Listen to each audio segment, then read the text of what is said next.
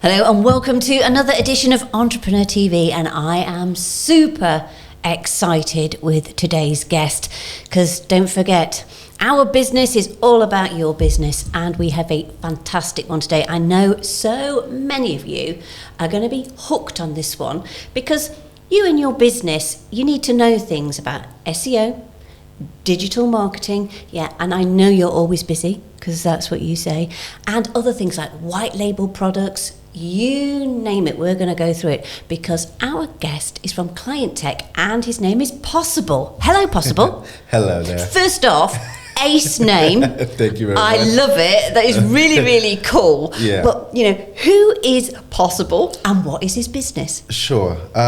Possible is, I've been on a few adventures from sort of starting tech to going into digital marketing. And now that's essentially the primary goal right now, offering digital marketing services, the innovative ones to business owners that are just too busy to kind of know what's going on. What was your inspiration behind setting this business up?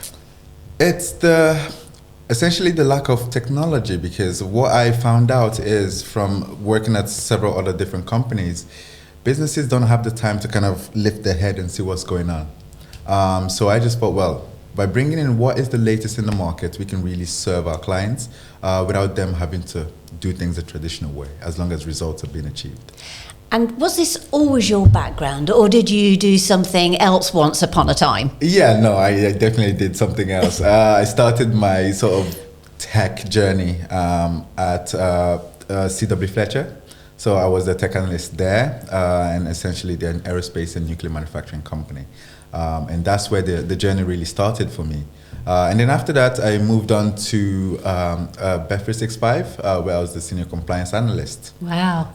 Did that for a couple years, and then kind of switched on to the digital marketing side. And that's essentially the story. But the realization was a lot more businesses that I had come across they know what was out there. So you found like a niche where there was a lot of businesses needing a lot of you and your expertise. So you then set up a business. I mean, first off, when you're setting up a business, was you like a little bit daunted? Did you think, what am I doing, going from a really, really well-paid job to now setting up one myself? Yeah, it's there was always that risk, isn't there? But they says fortune favors the brave, and see a need, fill a need. When there's demand, why not? And it's something I definitely have identified, if these are happening in big corporations, then it's obviously going to be happening on the SME side as well. Now, you do so much within your business, and what we're going to do, I think it best off to describe it, is we're going to go through sort of each of the different types of sections, if that's all right. And the first one I want to kick off with is SEO, search engine optimization. Now I want to put a little bit of a scenario to you. I'm Mrs. Jones here. I've just developed a whole nice website, all singing and dancing, looks beautiful. But then this Mrs. Jones goes in like a few weeks later and goes, I'm not top of Google. Yeah. Where do you come in with this? And just explain a little bit more. Sure. So if you think of Google as an address book, right? Or a map, a paper map to be precise. Now, if I'm trying to get to a certain location, I need to know the path or the roads that lead to there, right? Same with a website. Whenever you put a website on Google, the first thing is actually Google needs to know that you've put up a website. Now, most people miss this because they don't get the sitemap submitted.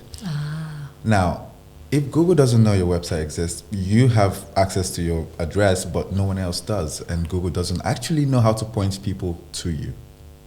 So the first thing is to get a Google Search Console. It's free. You get the account created and you link your website to it.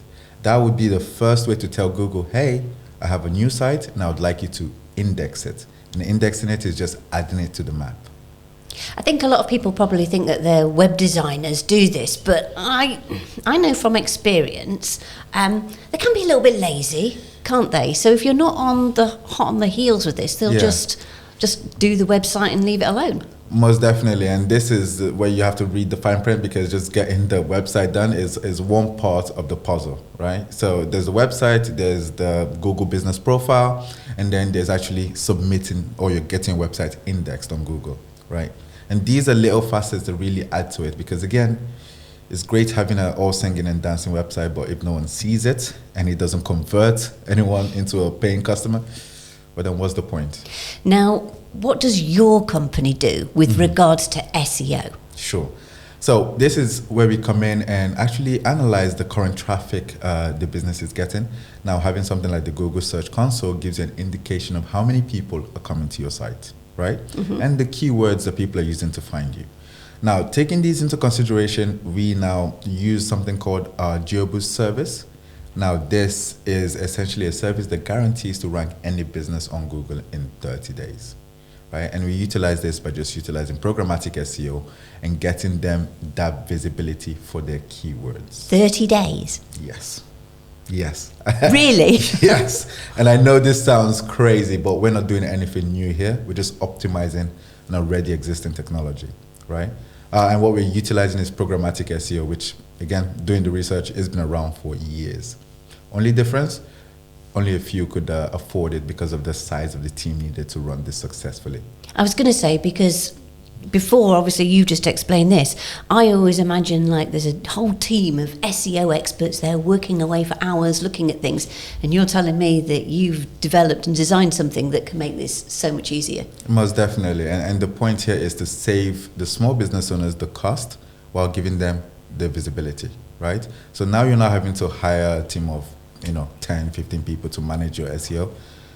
The whole process is automated and just handled for you. So you get the visibility without the cost. What if someone doesn't get top in 30 days? What do you do for them then? Not a problem. So we've had this question so many times. And we actually run a simple model where you just get a full refund. Wow. And we are yet to have anyone not rank because, again, programmatic SEO is what they call, it's in line with all Google regulations. We're not trying to trick Google or anything. And by following the guidelines, they actually tell you exactly what they're looking for, which is helpful content. I think what's really good about this with you is that I know that Google loves to change its algorithm quite frequently. And I think for any business, they'll just get used to one system, or this is what Google's wanting, this is how it's going to push out, and one thing or another. And then all of a sudden it changes. But this is where that busy business gets this added bit from you. That is it, right? They're not having to worry about, what's the latest updates? What does that actually mean for us? The team, Client Tech here, just ensures that all of that is up to date, right? We're following up with Google. When they make the changes, we adapt and just make sure we're ahead of it, right? And that means that your rankings are not impacted as much. Yes, Google does. They are notorious for updating the algorithm. And whenever they do, this is where people then have the experience of, I was ranking number 1, and all of a sudden, I'm nowhere to be seen. It's because, now they've changed the rules of the game. And you have to update yourself and then take the necessary steps to get back up there. When you hear Google's done a new update, do you sort of have like a sleepless night or two? It's always a fun day. Let's call it that. It's always a fun day because, you'd have the customers like, hey, what's happening to the ranking? And this is like, we're on it. Like, don't worry. It's just a little bit of an update, and it kind of reshuffles the floor. And then after that, everything's back to normal. Now, just talking about websites, because I've seen this with a few people where I have to maybe go to a hotel.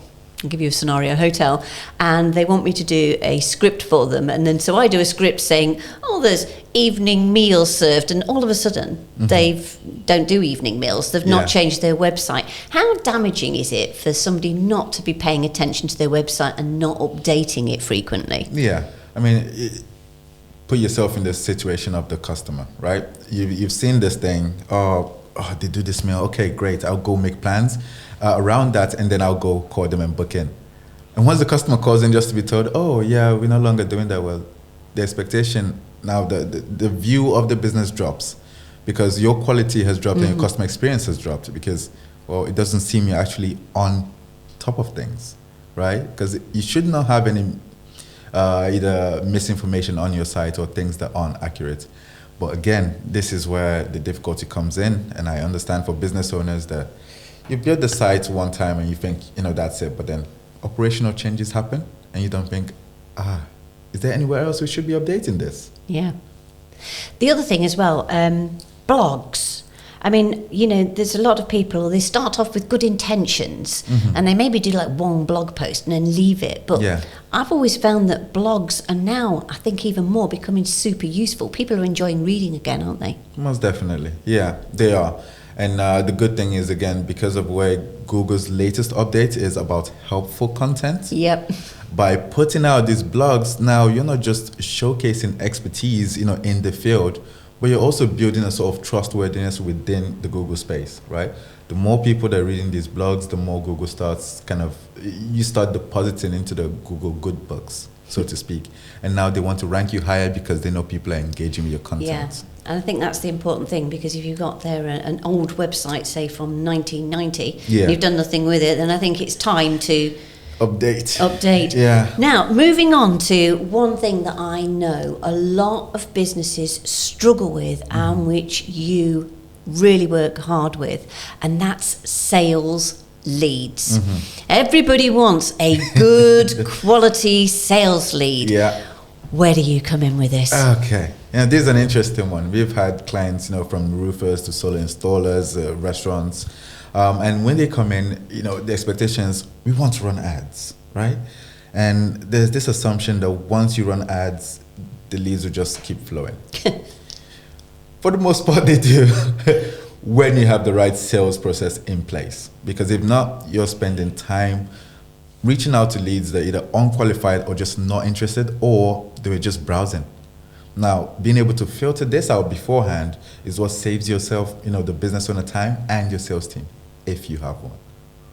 So what type of things have you implemented? Because I saw something quite interesting, that you have something where about a missed call, where a business misses a call. Yeah. Just explain some of the amazing statistics behind it. Sure. Now, most business owners are not really even taking this into consideration, but just ask yourself this: what is the cost of a missed call to my business, right? If a potential lead comes through my ideal client, what is that lifeline value, right? Or lifetime value of the customer? And then taking that into consideration, ask yourself this: do I know how many missed calls I'm getting in a day? Most business owners are not even tracking this metric. Okay. That aside, how many of the calls that are answered actually do convert into sales? Again, without knowing these metrics, you have a whole potential wormhole of lost revenue that you've just never considered. Now, on average in the UK, business owners or businesses are actually losing around 30 billion. No way. 30 billion annually because of missed calls, right? Now, that's averaging around 1,200 per missed call per business. So if you have 4 missed calls in a month, you do the maths. So how do you sort this then? Sure. So what we've done is we've built something called Ava, and it's an AI virtual assistant. And the whole point is Ava operates 24/7, right? Answering the calls, she can handle, I say she, but Ava can handle 1,000 concurrent calls at the same time. No way. That is crazy, right? So no more queue times, no more waiting for someone else to answer the phone, no more putting people on hold, no more sending people to voicemails. You are maximizing all calls coming in, right? And every opportunity is being taken advantage of. That's crazy. Yeah. And does she sort of like filter out the rubbish ones? That's it. So the beauty of this now is, thanks to the the innovation that is AI, we can really get down to qualifying these leads based on the conversations that the agent has had with the person. So based on how the person's been responding and what they say, you can understand nuances and say, okay, this is an ideal client, or we shouldn't waste time with this client. And then that allows you or your sales team to kind of filter through the noise and only go to those that are ready to convert. So now you're only spending time with those that are ready to buy. Wow. I mean, just going back actually to the sales leads, because this really is interesting to find out.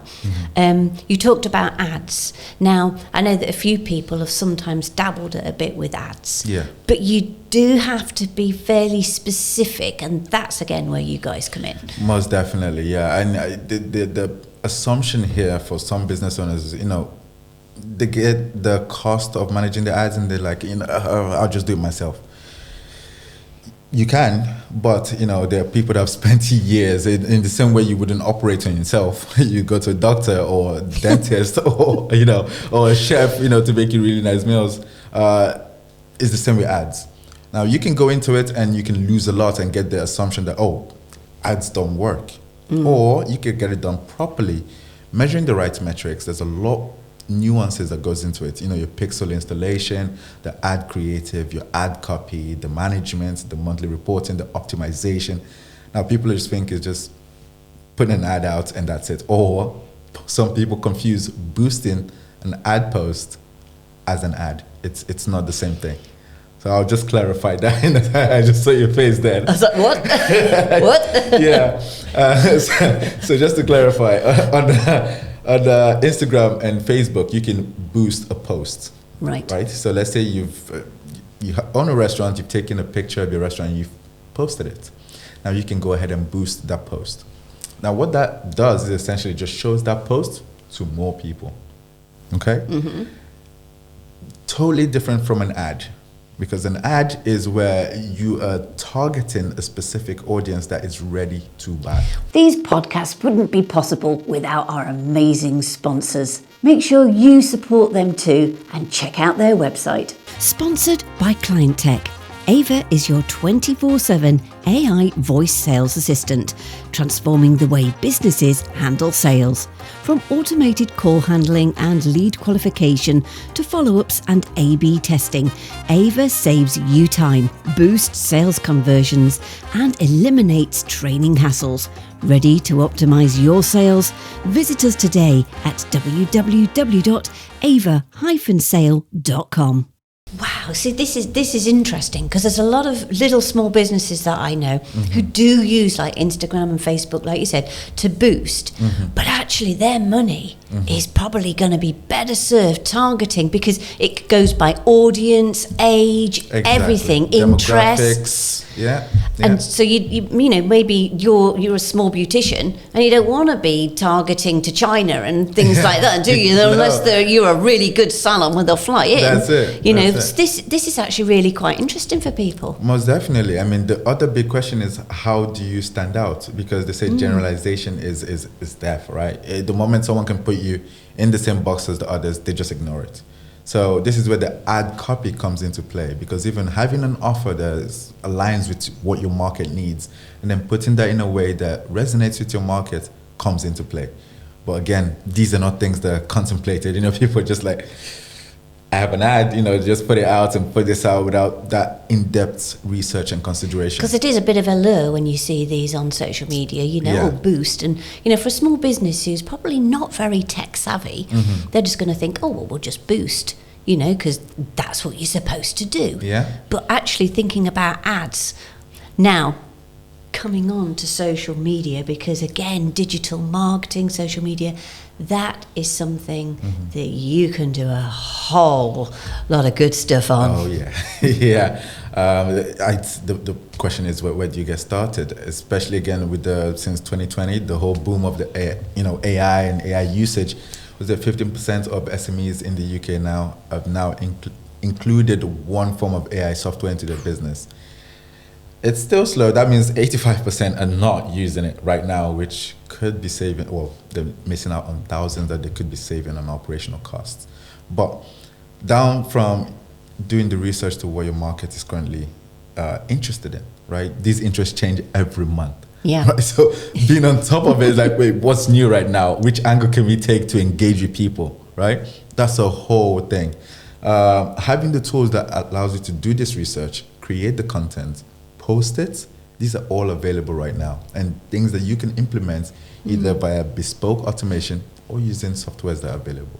But there's a lot of businesses out there, and it's quite funny because they've got the website, but they are still holding off on doing anything on social media.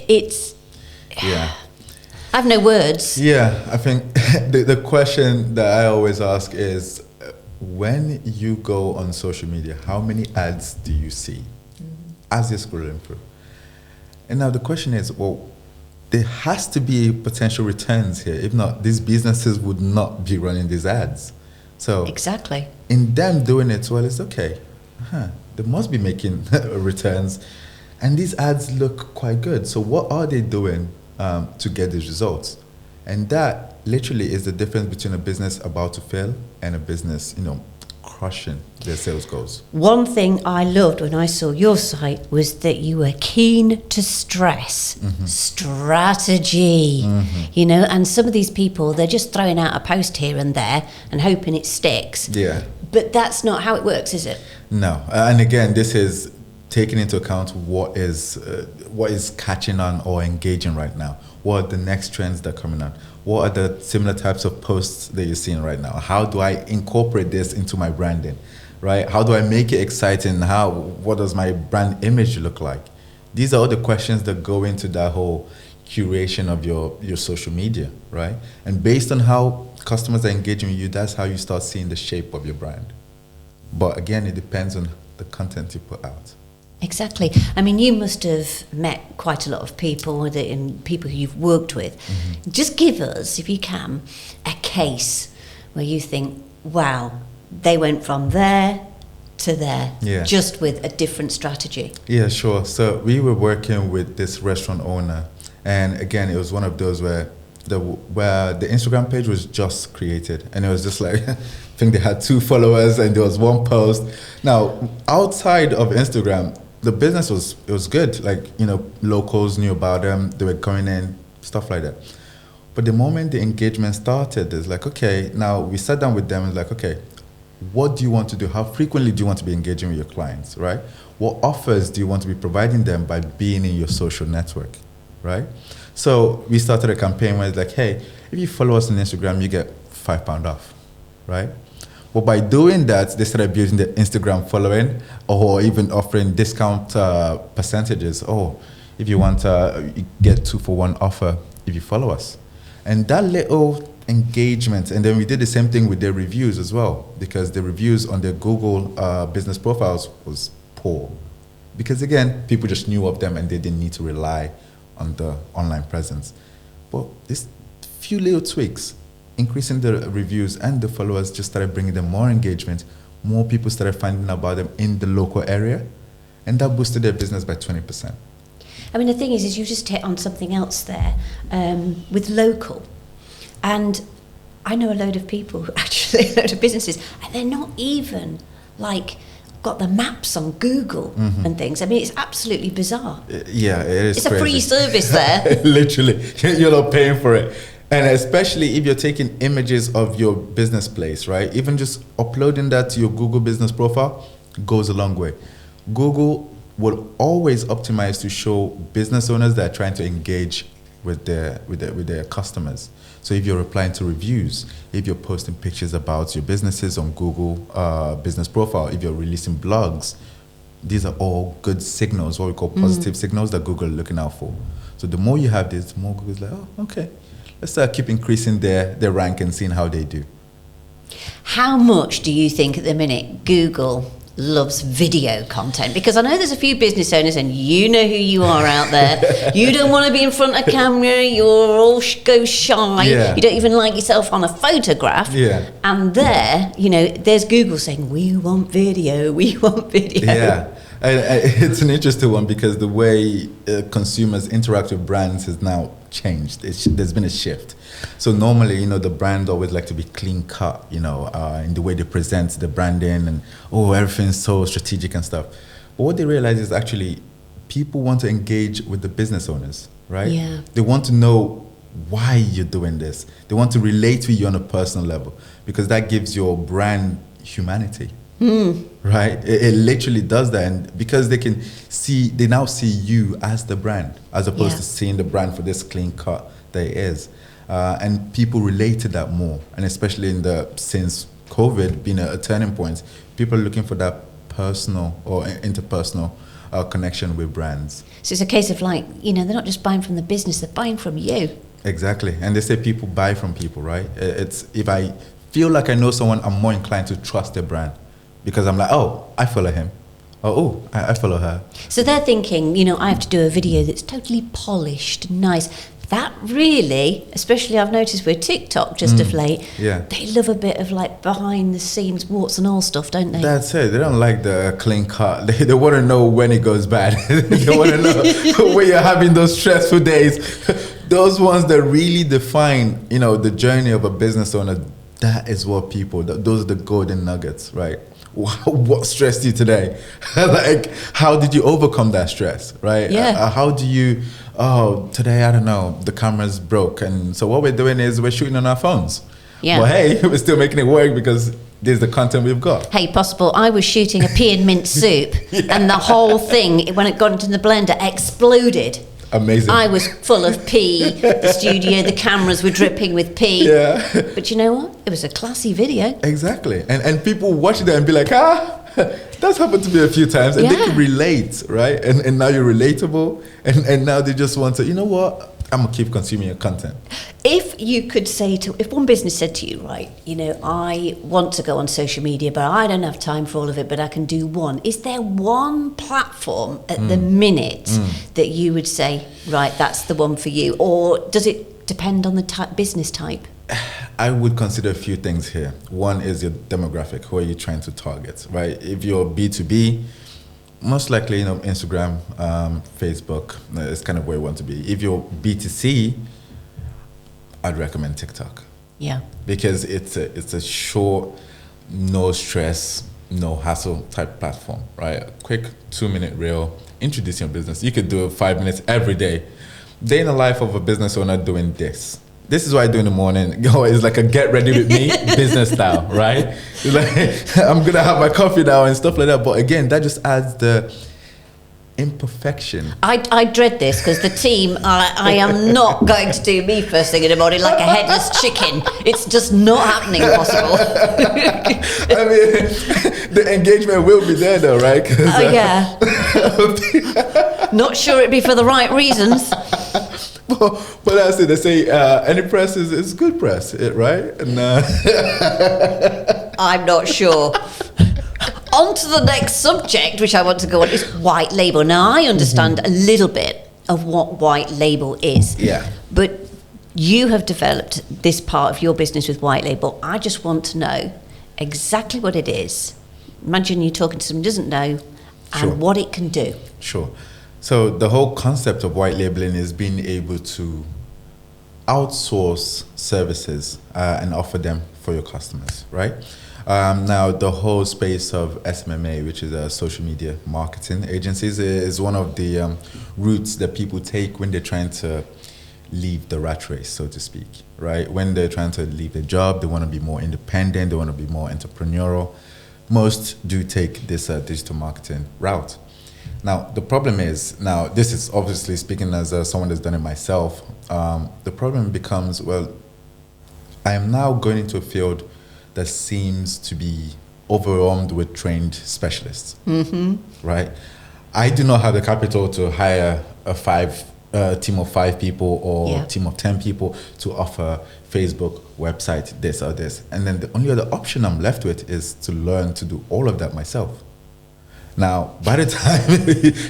and run a business. And run the business. And do the accounts. And everything else that comes with it. And do the socials and everything, right?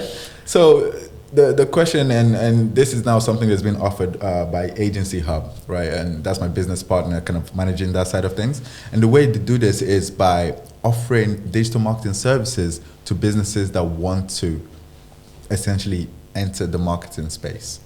So right now, you can offset high quality services to your customers, but we do the fulfillment. Wow. Okay. And how much, I know myself some of these figures about how much people can earn on this. Go on. Yeah. Throw it out. Excite people possible. Okay, sure. So for some of our services, we have people making on the upwards of around 90% profit margin, 90% profit margin per month. So for most of our services, I'll give an example. One of our services, we charge an annual fee of like $1,400, and people are charging from $1,000 to $2,000 per month on these services. So, Yeah, it's an interesting space. That's big money that you can make when you've got a few clients each month. Exactly. And the difference now becomes you don't need a lot of clients. You don't need to be managing 30 clients. You need 5 good clients that are paying you a good amount and you're offering the services that they're looking for. And it's simply that.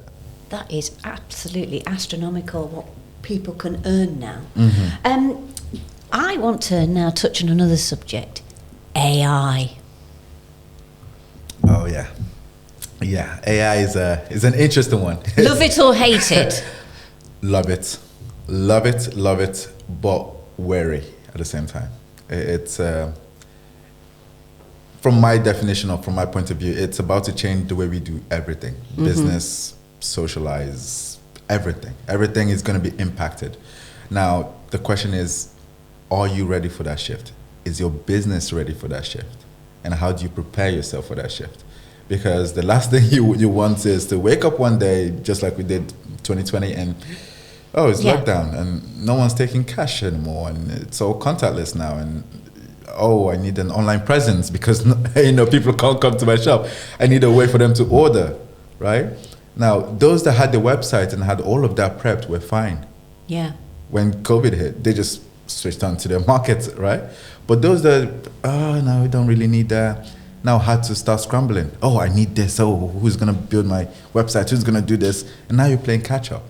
So the question is, how do you prepare yourself for this wave that is coming? And because it's moving at an exponential pace. Yeah, most definitely. And it's more than, because I think people just think, you know what, it's just about, making like little videos that look artificial. Yeah. But actually, it's more to do in your side of it, the business side of it, the whole automation and things behind it, isn't it? Most definitely. Like their company is racing now for something called AGI, which is the artificial general intelligence.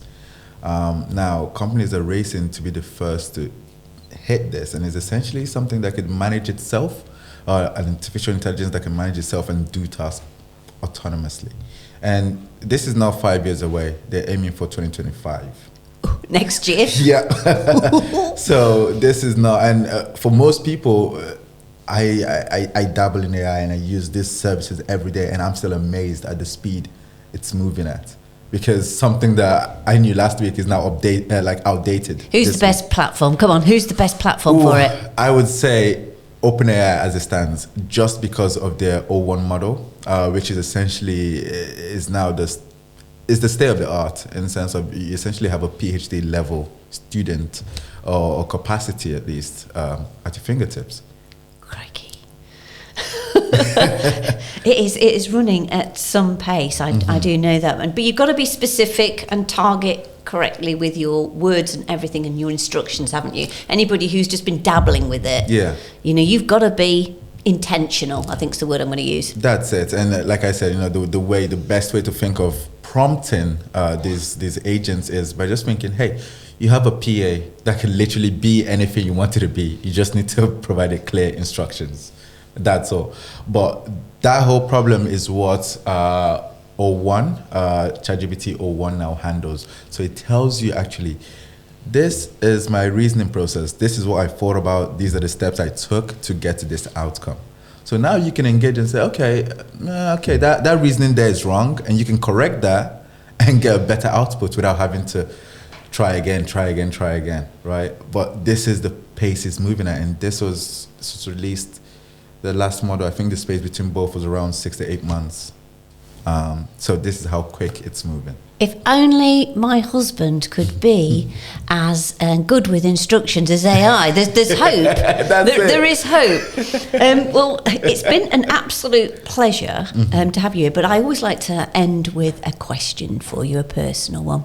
Sure. And what I'd love to ask you is, if you could go back to your 16-year-old self and give you some words of wisdom, what would you say? Say, AI is no joke. That's it. It's more of the, because I think I think we're now going into the next industrial revolution, in the sense of businesses are going to change, and those that last, these will turn, are those that incorporate the new technologies and methodologies early. That's what's going to make the difference. Well, I have absolutely no doubt that Client Tech is going to be absolutely at the cutting edge of it. And if you want more information, you'll find it out in our bio. But thank you so much, Possible. It's been a pleasure. I could sit here probably talking until the camera batteries ran out because I just find it completely fascinating. I hope you'll come back again. Most definitely. Because I have a feeling that things are moving at such a pace. Yeah, no, it's by this time next year, everything we've probably spoken about here will be outdated. So I might even be a hologram. Exactly. There is that hope. Exactly. Anyway, thank you so much for coming in. Thank you for having me. I appreciate the time.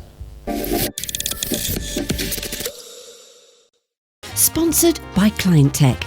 Ava is your 24/7 AI voice sales assistant, transforming the way businesses handle sales. From automated call handling and lead qualification to follow-ups and A/B testing, Ava saves you time, boosts sales conversions, and eliminates training hassles. Ready to optimize your sales?